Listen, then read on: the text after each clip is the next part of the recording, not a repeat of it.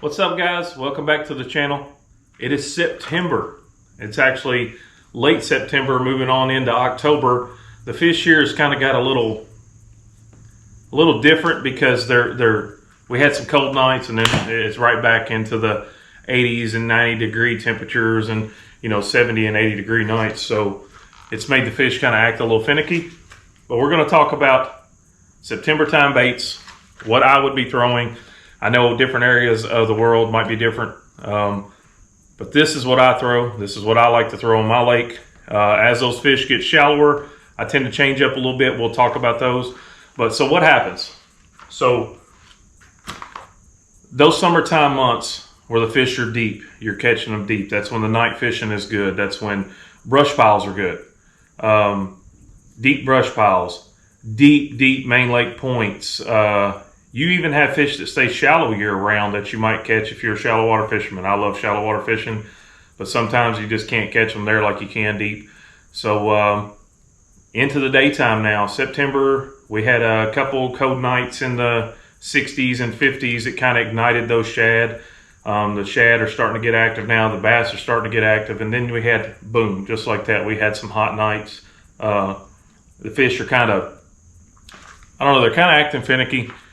If you guys fish a lot, you know exactly what I'm talking about. But I want to move into some key baits that I throw. Like I said, it might be different on your lakes if you fish a lot of lakes with a lot of grass. The lakeside fish around here don't have as much grass, but I can kind of touch points into that what I would probably throw if I did have grass. Here I fish more hard structure, brush piles in a little bit deeper water. As they move back, they might get on gravel flats, some wood in the back, and they could even be up to ankle deep water. It just depends. Right now, there's some fish back there cruising. The bigger fish are still kind of moseying their way back, but here's where I kind of meet them at. I'll walk through some of the baits that I love throwing this time of year. Let's start off with early morning. Early morning, I don't think you can beat Cane Walker by Berkley. This is the 125. Yep, the 125. Man, how I've caught some big fish on this bait right here, because it gives that popping style plus a walking style that they just love early morning. I will fish this in deeper water. I will fish this in shallow water. It really doesn't matter. It is a treble style hook bait, so any of you know what this bait is. If you fish it around wood, it's bound to get dangerous. But this is a very good bait for when those fish are actually chasing shad up in the shallow water, out off points, down bluff walls, anywhere like that. Moving on. Buzz bait. Buzz bait is a very hard bait to beat this time of year. This is actually the Accent Jacob Wheeler, the original buzz bait. Man, I've threw a lot of other buzz baits, but ever since this one come out, the sound of it, it's got that real good, it's got that good clack that you want to hear in a buzz bait that I think. If I'm throwing a little bit darker color, I'll probably trailer that with a frog. On this style here, the white with the chartreuse, or like your whites, I'll put on something. This is a hog farmer, I believe this is here, or something like a freeloader or any kind of shad. I don't put anything on it with the tail. I usually like the straight tail like this, just because I believe that tail, just like a frog would takes away from the smoothness on top of the water. Really good key bait this time of year. Catch a lot of fish. I'll throw this in around across points, on across brush piles. I'll even flip this up in brush piles and pull it out, and those fish that are holding in them just really, they go after it. I feel like you might catch small ones. You might even stick a 5 or 6 pounder. You never know. That don't happen as often around here for us. It's about a 3 to 4 pounder base of a big fish for us here in Kentucky. This area of Kentucky where I'm at anyway. All right, moving on to the next one.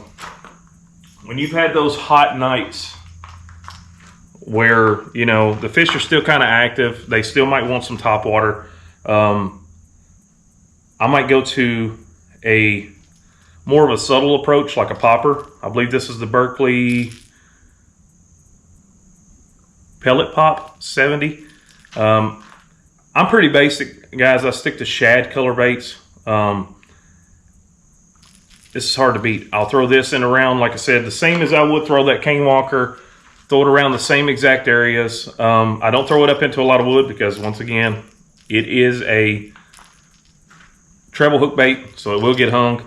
I stick to more of a shad color where it be whites or, you know, standard gizzard shad like this one here a lot. If you are fishing a lot of wood, or you have a lot of grass on your lake, a popping frog would come in handy. I do fish a popping frog some, but not as much as I would this. I just feel like I get more bites around here with it. But awesome bait, man. Top water. It's hard to beat a good top water bite, especially this time of year as they're moving shallow. And I feel like the further it gets into October, that bite just gets way better, especially for bigger fish, especially early morning, late afternoon. This is very hard to beat.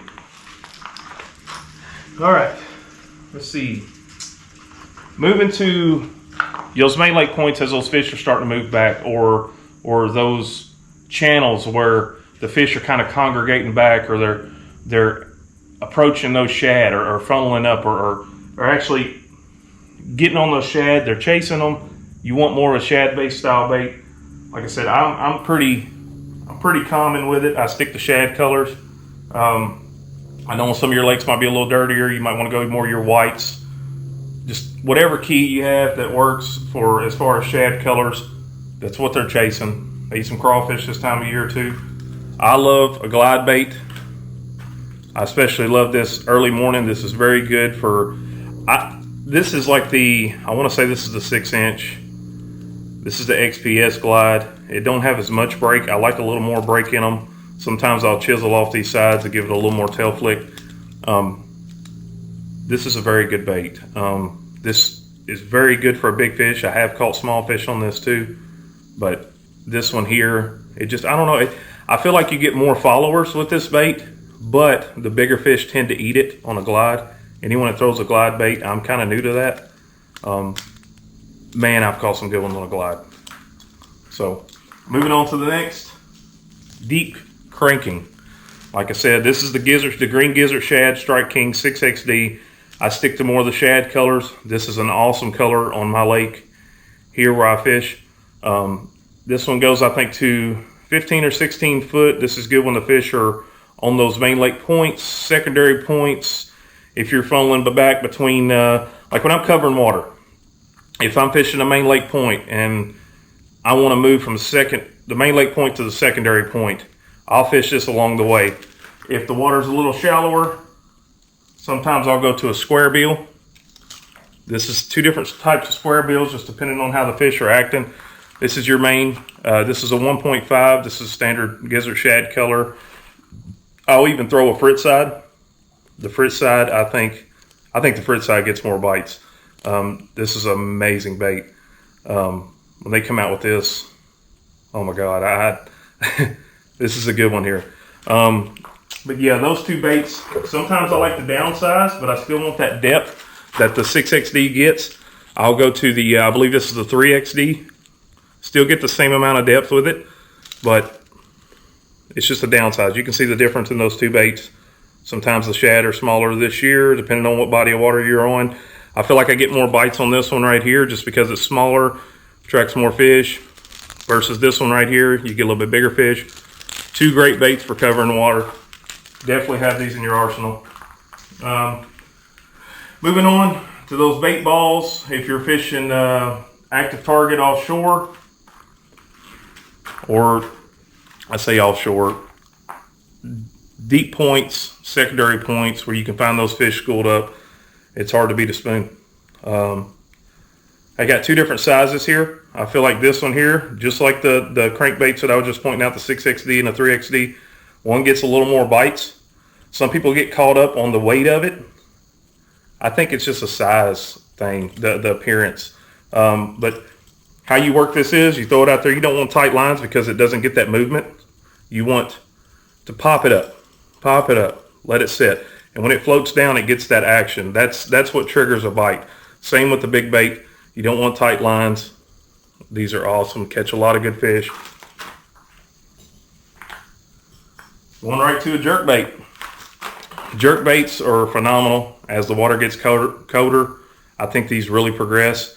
It's that action style that you get whenever you're jerking it through the water. I'll pop, pop, pop, let it sit, pop, pop, let it sit. I might get one pop in it, and then I'll just, very good bait to trigger reaction whenever they're after shad.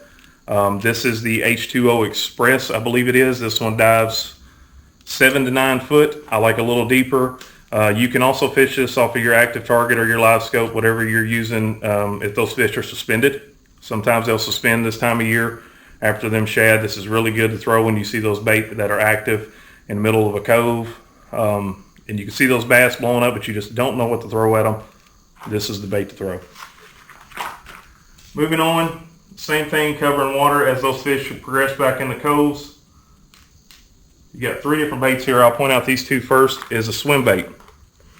These are the Crush City, I believe these are the Mayors. They are. This is the Mayor. This is a standard gizzard shad. And this is your white. I want to believe this is, let's see here, Albino Pearl is the color of this. I don't throw this one as much unless the water's pretty dirty. This is a great bait by Crush City. If the water's a little dirtier, I'll throw this one, but 90% of the time I stick to the standard shad color baits. Match the hatch. You've heard that. I love an underspin because it just gives more of an action to it. More of a flash through the water. Kind of like you guys that throw a spinnerbait all the time. Very good bait, I believe. I've caught some really good fish on this bait here. Good bait. Love sticking to basic shad colors. As those fish move a little shallower back in the coves, and you've got some coves area of the lakes too, like your shorter coves, I believe like they would get back faster than the ones in the longer coves. Now, your really deep coves that, go back a mile, you have fish that stay in there all year round because you have deep water, you have shallow water, you have secondary points, you got points moving back past secondary points, you got main lake points in it. So those fish don't really have to leave anywhere all summer. They can stay there year round. They can stay there during the summer. They can stay back during the fall. They can move all the way back, closer to winter. And then as they progress back out, they'll just move right back out to where they were on the summertime, majority of the case. But as they move back into shallower water, I'll go to a chatterbait. This chatterbait's trailed with the freeloader, gizzard shad. It's very, very good bait when those fish get around wood or just covering water. Same areas that I would throw these square bills in shallow water, up to ankle deep. The bigger fish that I'm fishing right now is not in that kind of water, but same areas. I throw this one a little more around wood and cover than I would this because of the treble hooks, of course, but this is a very good bait. I'll also throw this, if I see the fish that are busting and after the shad in 5 foot of water back in the middle of a cove, all the way towards the back, and they're not congregated around that wood. They're just after those shad in the center. Still a very good bait to throw, where I would throw this, I would throw a jerk bait, I would throw a square bill, a spinner bait, anything like that to cover that water. Now let's get back to, let's see here, as the fish progress back, I always like to think that they move to the first piece of hard cover, whether it be a rock pile or a lay down or standing timber in a cove. I feel like they move to one piece of hard cover and then move on to the next and move on to the next. And you might have 10 or 15 fish that go to the first piece of hard cover, and then you move on to the second piece of hard cover and not get bit. These areas here, I love flipping a creature style bait. This is a Crush City creature style bait. I love this color. It's a little darker. It just tends to work better on my lake. Green pumpkin's a good option too. It's hard to beat a good Cinco.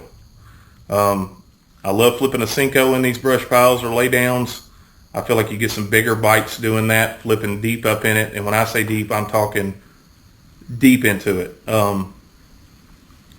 Cinco, man, it's hard to beat. You can fish it wacky style, standard Texas rig flipping. That's probably my favorite. Hard to beat, standard green pumpkin. The water's a little dirtier. I might go to a June bug, a flipping bite. Anybody that knows about flipping, this is the way to go. Now, if those fish are holding on rocky spots in between transitions, main lake points, secondary points, if you have some kind of hard area, I even throw this on a flat too, but like a hard area where those fish, you know, tend to first move back and set on, I'll throw trick worm. This is the Magnum style. This is in June bug. They also have it in green pumpkin. Whatever color, you know, matches the hatch for you guys is the color that I would probably go with. This is one of my favorite colors. This one's made by Net Bait. It is enlaced with bait fuel. Very good bait. I've got a lot of bites off this. Just the other day I pulled up on a point. The fish were schooled on it. I think I caught 15 fish, cast after cast. Didn't catch a lot of big ones. I think there was 3 keepers in it, but still, it was fun. I threw this on the shaky head. I like throwing my shaky head on a 1/2 ounce, quarter to 1/2 ounce, on a bait cast rod, 7/6 medium heavy. But I'll throw that around there. What I got into the other day was pretty fun because I pulled up, I marked the fish, school of them on it. First cast, boom. Second cast, boom. Third cast, boom. And it was like that for almost 15 fish. Like I said, 3 of them keepers, but sometimes this time of year when those fish are moving back, you have to sort through the smaller fish in order to catch the big ones. But man, was it fun. I went through probably 5 of these within 15 fish because the smaller fish tend to shake a lot more and tear them up, I feel like, where the big fish just kind of suck them in and you kind of save your worm. It'd be nice if that happened all the time. It was always big fish, but really good bait. I love throwing a shaky head this time of year as those fish progress back. Good to have this in your arsenal. This is honestly, other than a topwater bite this time of year, this is probably my favorite bait to throw. Just because I love slow fishing more than anything. But this right here will get you a lot of bites. Sometimes people downsize to the standard size trick worm. Like I said, this is the Magnum. Zoom makes a very good Magnum as well. I think this one's called I may be wrong, the Big Mac maybe. But Net Bait, very good bait to throw. Definitely have this one in your arsenal. Your places where you have grass, you can still stick to a lot of these things here, but as you move back to more grass in the backs of the coves, like I know some lakes like Lake Chickamauga or Guntersville or even Dale Hollow in some areas, you have more grass as you move back shallower. I would still stick to your crankbaits, your chatterbaits, your swim baits, anything that don't have as many treble hooks on them, but will still cover water. A frog is a great bait this time of year, especially a popping style frog. If you have more grass, when they get in those mats, I feel like they start coming out of that a little more this time of year. But great baits. That's kind of my look at September fall transition. I might switch up a little bit as the fish move shallower, but those are my favorite. Hope you like them. Hope it helps you. Get out there and fish.